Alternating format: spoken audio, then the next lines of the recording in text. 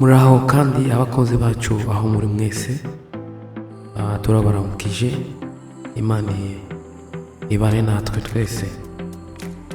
Ino video ya kabiri tugiye kuraba niki mpamvu bimwe biko biradushyikira kandi tuzi ko Imana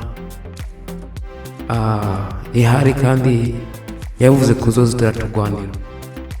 Impamvu cyane twese abantu muri twese benshi bakunda ibyo Imana ibakorera ariko ntibakunda ko bakorera Imana, nabi bigatuma ko nayo irakara kavuga se abantu ko ndabakorera ibi kandi batansenga, reka mfume basimbikuraho nyine biveho.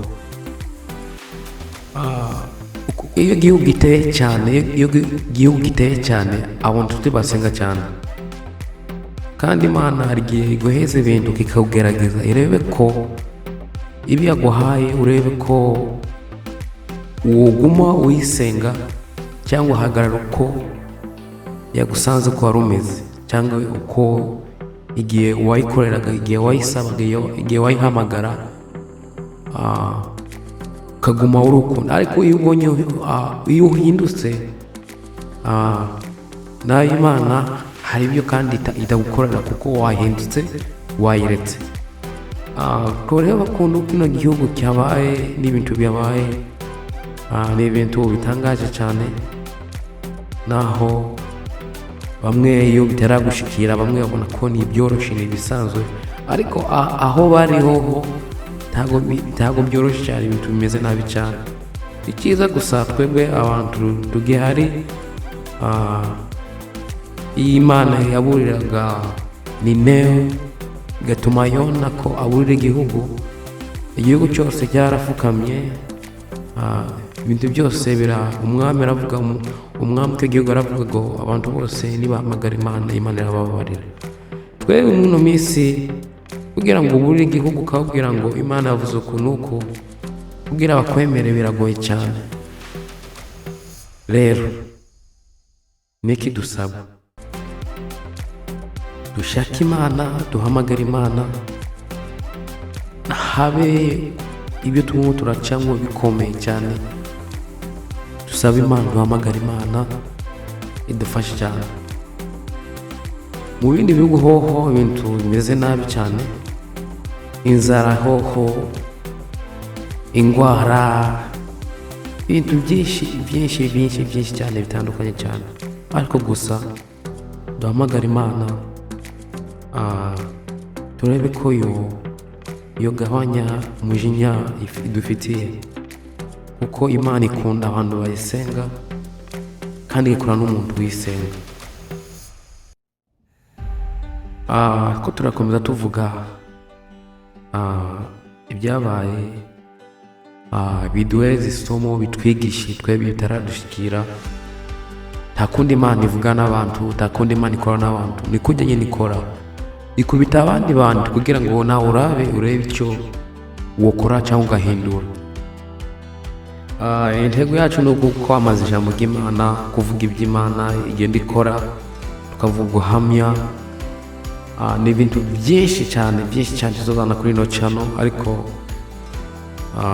muduhezagire, mudukorere subscribe aho, cyangwa uhereze n'abantu, utumire n'abantu cyangwa mugenzi wawe. Imana izogufasha cyane kandi wizere.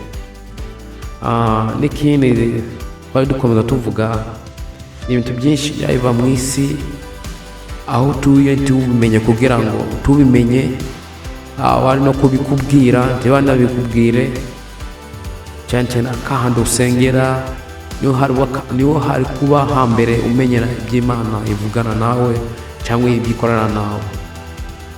Kuko igihe Imana yavugana n'Abisirayeli yagiye ikoresha Musa cyangwa ikoresha abakozi bayo, kuko nta kuntu wamenya ijambo ry'Imana, kuko hari abo Imana yatoye kugira ngo bazane ijambo ry'Imana, bigishe abantu, bakangura abantu bayigarukire.